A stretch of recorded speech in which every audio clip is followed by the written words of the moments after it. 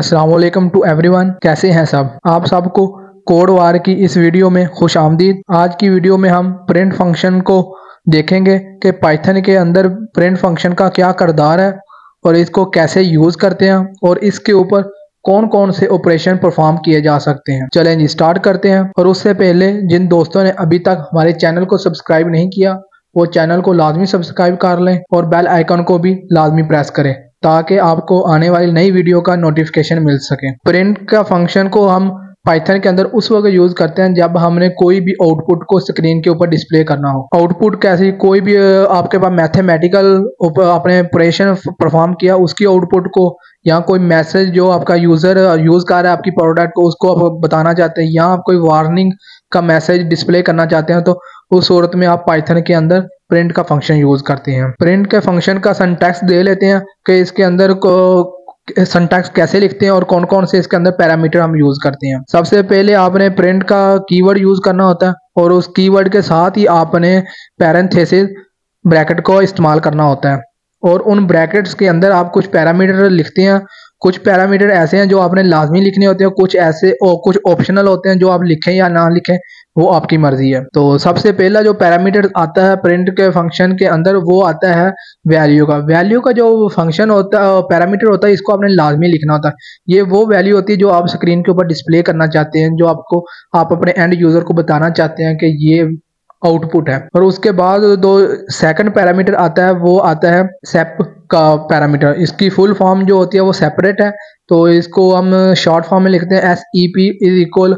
उसके बाद आगे हम डबल कोट्स के अंदर जो भी हम सिंबल का कोई भी हम करैक्टर या कोई भी हम चीज लिख सकते हैं जो हम किसी दो ऑब्जेक्ट को डिफरेंट करने के लिए यूज करते हैं। और सेप का फंक्शन को हम उस वक्त यूज करते हैं जब हमने दो ऑब्जेक्ट के दरमियान डिफरेंस क्रिएट करना हो या सेपरेट करना, दो ऑब्जेक्ट को सेपरेट करना हो। फिर उसके बाद एंड का पैरामीटर आ जाता है। एंड के पैरामीटर को हम उस वक्त यूज करते हैं जब हमने एक स्टेटमेंट के बाद दूसरी स्टेटमेंट को एक ही लाइन के अंदर प्रिंट करना हो।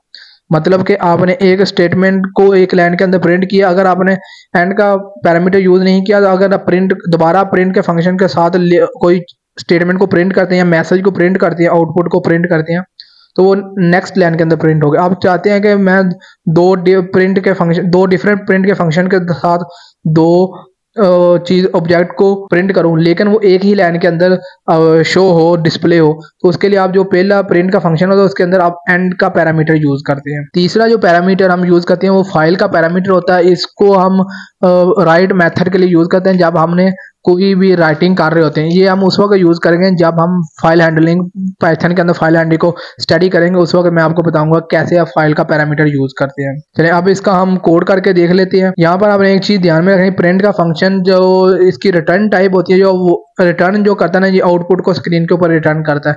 हर प्रोग्रामिंग के अंदर आप जो भी चीज लिखते हैं उसने कुछ ना कुछ रिटर्न करना होता है। जैसे आप वेरिएबल क्रिएट करते हैं वो क्या रिटर्न करता है, वो उसके अंदर जो वैल्यू स्टोर होती है वो रिटर्न करता है। इसी तरह हर जो भी आप लिखते हैं अपने प्रोग्राम के अंदर, जो भी चीज आप लिखते हैं वो कुछ ना कुछ रिटर्न करती है आपको। तो इस तरह प्रिंट का फंक्शन स्क्रीन के ऊपर आउटपुट को रिटर्न करता है। चलिए आप इसका कोड करके देख लेते हैं। कोड में मैं सबसे पहले 3 वेरिएबल क्रिएट करूंगा, फिर इनको वेरिएबल को मैं आउटपुट के तौर पर डिस्प्ले करूंगा स्क्रीन के ऊपर।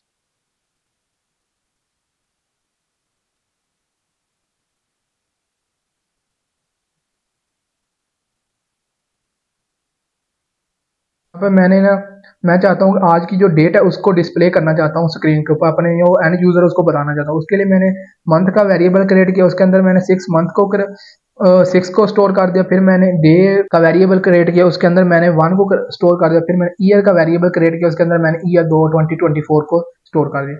अब मैं इनको प्रिंट करना चाहता हूँ।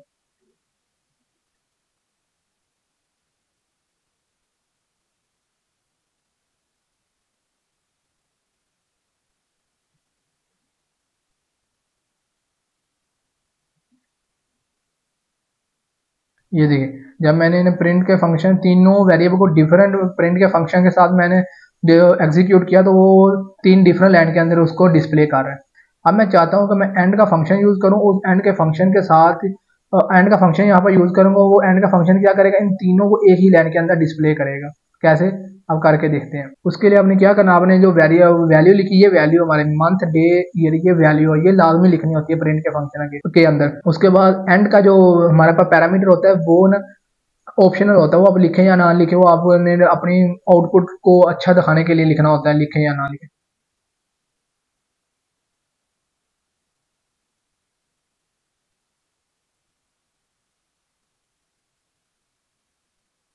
देखिए मैंने एंड का फंक्शन यूज किया, उसने तीनों को एक ही लाइन के अंदर डिस्प्ले कर दिया। कैसे, मंथ के बाद मैंने एंड का लगाया, मैं चाहता हूँ कि जो डे है ना मेरा वो मंथ के साथ ही एक लाइन के अंदर आए। फिर मैंने डे के बाद लगाया कि मेरे उसके बाद ईयर है, ईयर मेरा डे के साथ डिस्प्ले हो। जब मैंने ये दो किए है ना तो उन्होंने ईयर को डे के साथ, डे को मंथ के साथ अटैच कर दिया और उन तीनों को एक ही लाइन के अंदर डिस्प्ले कर दिया।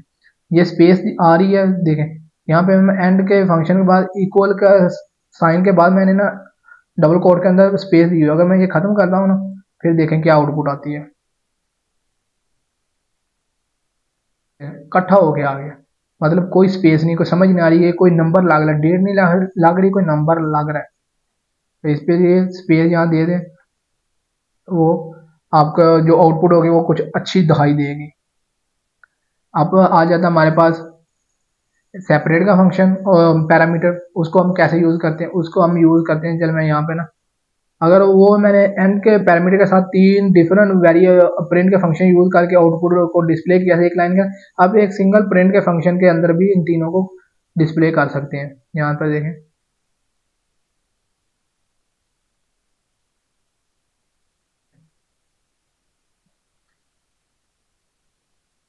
देखें जब मैंने एक ही प्रिंट के फंक्शन के अंदर तीनों वेरिएबल को लिखा तो उसने इस तरह डिस्प्ले कर दिया।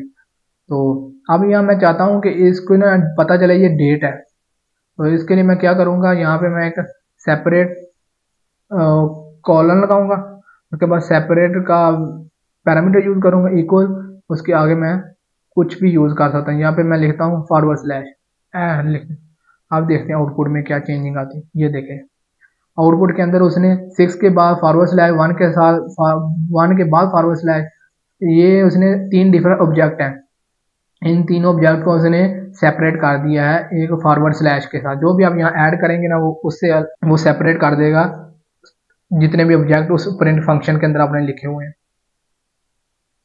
ये देखें मैंने हैश यूज किया तो उसने भी हैश को यहाँ पे सेपरेट ऑब्जेक्ट को हैश के साथ सेपरेट किया हुआ। ये था हमारा कि कैसे हम प्रिंट फंक्शन को क्या क्यों यूज करते हैं पाइथन के अंदर। जो अब भी आपने कोई भी चीज को आउटपुट के तो डिस्प्ले करना, आउटपुट को डिस्प्ले करना, पता चले हमारे फंक्शन की या कोड ब्लॉक ऑफ कोड की क्या आउटपुट आ रही है, उसको आप डिस्प्ले करना चाहते हैं तो आप प्रिंट का फंक्शन यूज करते हैं। और प्रिंट के फंक्शन के अंदर कुछ पैरामीटर्स होते हैं। एक पैरामीटर ऐसा जो आपने लाजमी लिखना वो वैल्यू का है, वैल्यू का पैरामीटर आपने मस्ट लिखना होता है। ये क्योंकि ये प्रिंट के फंक्शन को बताना होता है कि हम क्या डिस्प्ले करना चाहते हैं। उसके बाद एंड का पैरामीटर होता है वो ऑप्शनल होता है, वो लिखें या लिखें वो आपकी मर्जी होती है। फिर सेपरेट का पैरामीटर आता है, वो भी लिखें या ना लिखें वो आपकी मर्जी होती है। कुछ जगह पे लिखना पड़ता है, कुछ जगह पे नहीं लिखना पड़ता है। ये डिपेंड करता है आपके कोड की सिचुएशन के ऊपर या आउटपुट के ऊपर, कैसी आउटपुट आप डिस्प्ले करना चाहते हैं। आप उम्मीद है आपको समझ आई होगी कैसे हम प्रिंट के फंक्शन को यूज करते हैं। और आने वाली नेक्स्ट वीडियो के अंदर हम प्रिंट के फंक्शन के और पैरामीटर को डिस्कस करेंगे और देखेंगे कि प्रिंट के फंक्शन के अंदर और कौन कौन से पैरामीटर हम यूज कर सकते हैं। तो चलें, thank you, best of luck.